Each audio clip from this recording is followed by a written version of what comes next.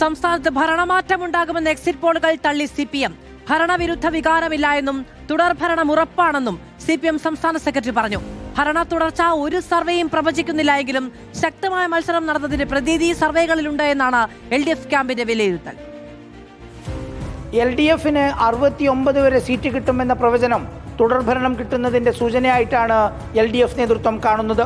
UDFന് 100-ലധികം സീറ്റുകൾ പ്രവചിക്കാതിരുന്നത് ഭരണവിരുദ്ധമില്ലായ്മയുടെ സൂചനയാണെന്ന് CPIM നേതൃത്വം വിശദീകരിക്കുന്നു.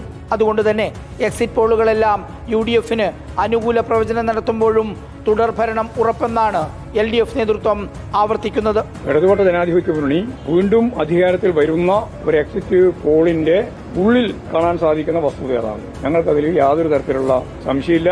ഇടതുപക്ഷ ജനാധിപത്യ മുന്നണിക്ക് വീണ്ടും അധികാരത്തിൽ വരാൻ കഴിയും. 10 വർഷത്തെ വികസന പ്രവർത്തനം വോട്ടാകുമെന്നും SIR-ഉം ശബരിമല സ്വർണ്ണക്കൊള്ളയും തിരിച്ചടിയല്ലെന്നുമാണ് CPIM LDF നേതൃത്വം വിശദീകരിക്കുന്നത്. ഭരിക്കാനുള്ള ഭൂരിപക്ഷം നേടി ഒരു തുടർഭരണം കൂടി സംസ്ഥാനത്ത് ഉണ്ടാകുമെന്ന് ഉറപ്പിക്കുകയാണ് നേതാക്കൾ. റിപ്പോർട്ടർ, തിരുവനന്തപുരം.